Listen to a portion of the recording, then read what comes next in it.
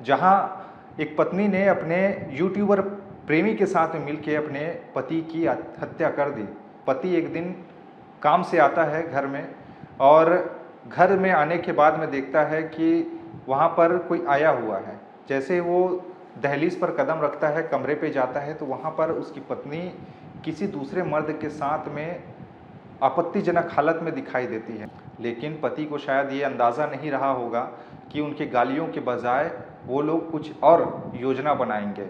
रातों रात उसने एक गाड़ी में, बाइक में बीच में बिठाकर उस मरे हुए पति को शहर से दूर एक नाले में ले जाकर फेंक देते हैं। लोग, आसपास से गुजरने वाले लोग, सड़क से गुजरने वाले लोग उस बदबू को सहन नहीं कर पाते और देखते हैं कि यहाँ पर किसी व्यक्ति की लाश पड़ी हुई है। आजकल सोशल मीडिया का ज़माना है और सोशल मीडिया के ज़माने में लोग फेमस होना चाहते हैं, लेकिन रील की दुनिया में रियल लाइफ से इतर कुछ जीवन होता है जो शायद लोगों को दिखाई नहीं देता। जो लोग रील्स पर दिखाई देते हैं, जो लोग रील्स पर नाचते गाते हंसते मुस्कुराते आपको दिखाई देते हैं, लेकिन उनके रियल लाइफ में क्या चल रहा है शायद आपको पता नहीं होगा। एक ऐसा ही मामला आज आपको बताता हूं जो कि पति पत्नी के रिश्ते और आपसी सामंजस्य दाम्पत्य जीवन को कलंकित करने वाला ये मामला है। जहां एक पत्नी ने अपने यूट्यूबर प्रेमी के साथ में मिलकर अपने पति की हत्या कर दी। हत्या वो भी इसलिए क्योंकि पति रोकता टाकता था उसके रील्स बनाने को लेकर, और पति को यह भी शक था कि उसका प्रेम प्रसंग किसी दूसरे के साथ में चल रहा है, उसकी पत्नी का प्रेम प्रसंग किसी दूसरे के साथ में चल रहा है। वो शक तो शक ही था, लेकिन पति एक दिन काम से आता है घर में और घर में आने के बाद में देखता है कि वहाँ पर कोई आया हुआ है। जैसे वो दहलीज पर कदम रखता है, कमरे पे जाता है, तो वहाँ पर उसकी पत्नी किसी दूसरे मर्द के साथ में आपत्तिजनक हालत में दिखाई देती है, निर्वस्त्र वो दिखाई देती है। इतना देखकर पति आग बबूला हो जाता है, गुस्से में आकर गाली गलौज करने लगता है। दोनों जैसे तैसे उठते हैं, प्रेमी और उसकी पत्नी अपने कपड़े को पहनते हैं। उसके बाद में उतने गाली को सुनकर वो लोग फिर से अपने उस युवक के साथ में वाद विवाद करने लगते हैं।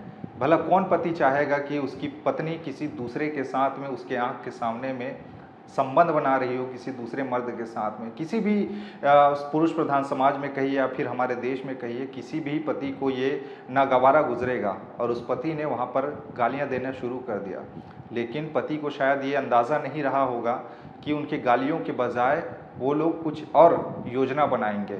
वहीं पर पत्नी ने अपने एक दुपट्टा को उठाया और प्रेमी के साथ मिलकर अपने पति के गला घोंटकर हत्या कर दी। गला घोंटकर हत्या करने के बाद में उसने सोचा कि पूरा का पूरा आरोप हम पर ही आ जाएगा हत्या का, अब इसको किया क्या जाए। रातों रात उसने एक गाड़ी में, बाइक में बीच में बिठाकर उस मरे हुए पति को शहर से दूर एक नाले में ले जाकर फेंकते हैं और उसके ऊपर में पूरा का पूरा कूड़ा करकट ऊपर में लाद देते हैं, ताकि किसी को इस बात की भनक न लगे कि यहाँ पर किसी की लाश पड़ी हुई है। लेकिन समय गुजरने के बाद वहाँ से बदबू आने शुरू हो जाते हैं। कुत्तों को इस बात का भनक लग जाता है कि यहाँ पर कुछ है, और कुत्ते सूंघते सूंघते जाते हैं और उस लाश को निकाल देते हैं, चीथड़े चीथड़े कर देते हैं। लोग, आस पास से गुजरने वाले लोग, सड़क से गुजरने वाले लोग उस बदबू को सहन नहीं कर पाते और देखते हैं कि यहाँ पर किसी व्यक्ति की लाश पड़ी हुई है।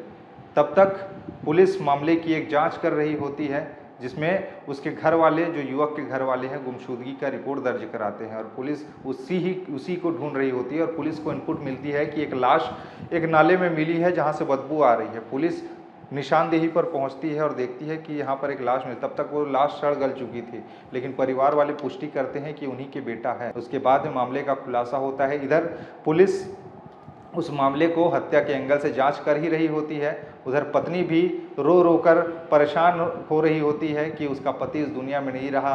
अपने बेटे को समझा रही होती है कि तुम्हारा पिता अब इस दुनिया में नहीं रहा बेटा, अब तुम्हारे सर से एक बाप का साया उठ गया है। मतलब रोने का नाटक वो उस पूरे घटनाक्रम के बाद करने लगती, ताकि परिवार वालों को भी भनक न लगे, ना पुलिस को भी भनक न लगे कि वो रो किस लिए रही है।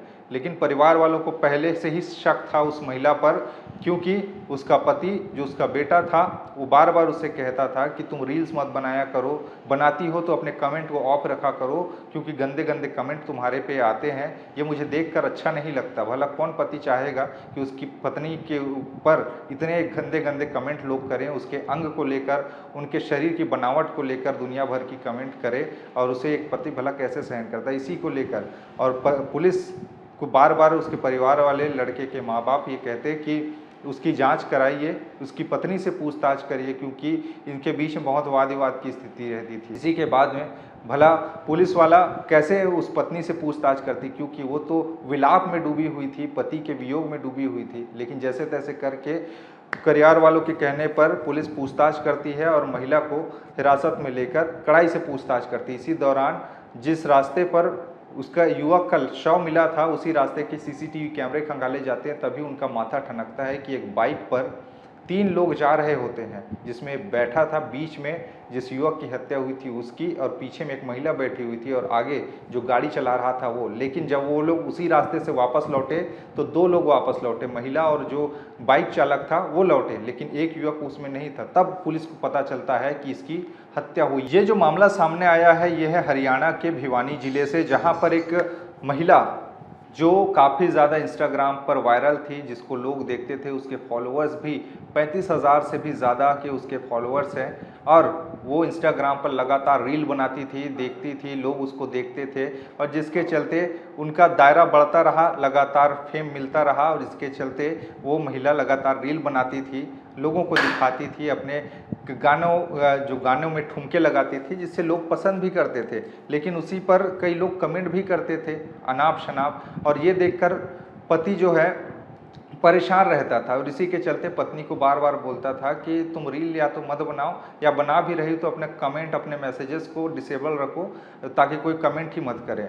लेकिन पत्नी इसी को लेकर चिढ़ गई कि तुम मेरे स्वतंत्रता पर प्रश्न लगा रहे हो, तुम मेरे स्वतंत्रता का हनन कर रहे हो, मेरे फ्रीडम को छीन रहे हो, मेरी मर्जी मैं बनाऊं ना बनाऊं, ऐसे करके, और इसी को लेकर वो करते थे। लेकिन एक दिन पति पत्नी के मोबाइल फ़ोन को देखता है तो उसमें एक युवक का चैट दिखाई देता है, और उस युवक का नाम सुरेश बताया जाता है। पति का नाम प्रवीण था, और जिस महिला की मैं बात कर रहा हूँ उसका नाम रवीना रॉय। ये महिला काफ़ी ज़्यादा हरियाणा में फेमस रही, क्योंकि ये रील बनाती थी, और रील के दीवाने लोग इनके रील को भर भर के देखते थे, और वहाँ पर अनाप शनाप कुछ लोग जाकर कमेंट भी करते थे उनके शारीरिक अंगों को लेकर, उनके ठुमके लगाने को लेकर, दुनिया भर की कमेंट किया करते थे। उसी को लेकर पति परेशान हुआ करता था।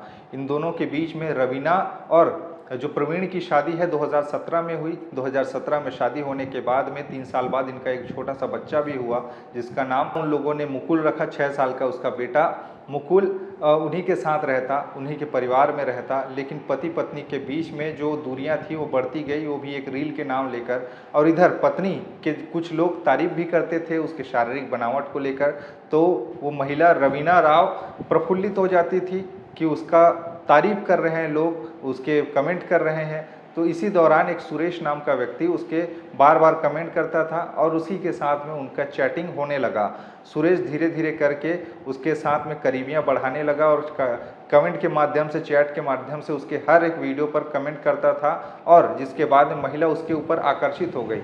इधर सुरेश लगातार उसके साथ में संपर्क बनाने की कोशिश करता था, और इसी दौरान सुरेश उसको, जो कि पेशे से एक यूट्यूबर है, वो भी यूट्यूब पर वीडियो डालता था, महिला को ये झांसा देने लगा, कहने लगा कि तुम्हारी शरीर की बनावट अच्छी है, तुम अच्छी दिखती हो, तुम तो हीरोइन बनने लायक हो, तो चलो तुमको एक काम करवाते हैं, इंडस्ट्री में लेके चलते हैं। इतना सुनकर महिला गदगद हो जाती है कि मुझे अब हीरोइन बनाने की तैयारी है, मतलब मैं अच्छी दिखती हूँ। उस तारीफ के फूले के बोलने के बाद, तारीफ करने के बाद वो महिला इतना खुश हो जाती है कि उस लड़के के साथ वो संपर्क में आने लगती है, और ये संपर्क इतना ज़्यादा करीब हो जाता है कि वो दोनों अवैध संबंध में बंध जाते हैं।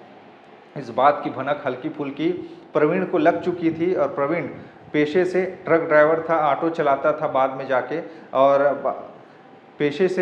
प्रवीण पेशे से ड्राइवर था। वो एक ईंट रेत गिट्टी के ट्रक व्रक को चलाया करता था। ट्रक चलाने के बाद वो देर शाम तक वो घर लौटता था। इसी दौरान में इनके बीच में कई बारी वाद विवाद की स्थिति होती थी, और पत्नी को समझाने की कोशिश करता था, लेकिन पत्नी नहीं मानी। लेकिन एक दिन ऐसा हुआ कि पति बोल कर गया था कि मैं आज शायद घर न लौटूं, मेरा काम ज़्यादा है, ऐसे करके, और पति चला जाता है सुरेश। और इसी पति की गैर मौजूदगी का फायदा उठाते हुए जो रवीना है अपने बॉयफ्रेंड को बुला लेती है सुरेश को, और प्रवीण जो कह के गया था कि मैं लेट से आऊँगा, उस दिन वो जल्दी घर आ जाता है, और इसी दौरान वो घर में आने के बाद देखता है कि वहाँ पर प्रवीण आया हुआ है और वो दोनों एक कमरे में निर्वस्त्र होकर एक दूसरे से चिपके हुए हैं, यानी कि उनके बीच में शारीरिक संबंध बन रहे हैं। उनके बीच में न तो कपड़े की कोई फासला था, न जिस्म के कोई फासला था। दोनों को इस तरह से देख उसका पति आग बबूला हो जाता है और वहीं पर प्रवीण आग बबूला होकर गाली देने लगता है। लेकिन इस सबको देखने के बाद में वो दोनों योजना बनाते हैं और उसको दुपट्टे से उसका गला घोट के हत्या करने के बाद उसे दूर नाले में ले जाके फेंक देते हैं और बाद में मामले का खुलासा होता है कि इसकी हत्या हुई है। यानी कभी कभी जीवन में जो रील की लाइफ है वो रियल लाइफ से अलग होती है। जिन्हें आप देखते हैं, जिन्हें आप सोचते हैं, वो शायद उनके जीवन में कुछ अलग ही चल रहा हो, जैसा वो दिखते हैं वैसा होगा नहीं। और ये खबर ऐसी ही है जहाँ पर एक प्रेमी के साथ मिलकर पति की हत्या कर दी। लेकिन इससे एक सीख ये भी मिलती है कि आजकल लोग किस हद तक जा रहे हैं।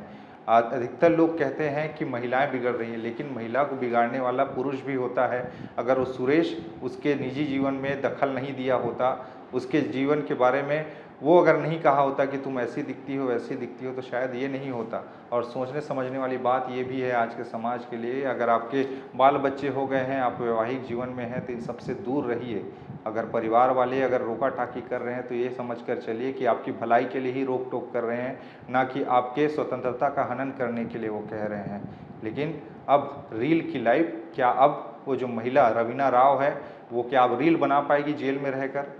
जिसे उसने फेम दी, जिसने उसे पहचान दी, उसी के चलते आज उसकी ये दशा हुई है। और वो पति जो उसकी भलाई के लिए सोचता था, उसकी भलाई के लिए बात करता था, वो पति अब इस दुनिया में नहीं है। उसका बेटा जो 6 साल का है वो अब एक तरह से अनाथ हो गया है, क्योंकि माँ जेल चली गई है अपने ही पति के हत्या के आरोप में। पिता अब इस दुनिया में नहीं है, अब वो किसके सहारे से जिएगा? ये सोचने और समझने वाली बात है। ये खबर को सुनने के बाद में आप क्या सोचते हैं, नीचे अपनी राय नीचे कमेंट में ज़रूर बताइएगा। बाकी खबरें और भी है जिसके लिए बने रहिए छत्तीसगढ़ के साथ में। नमस्कार।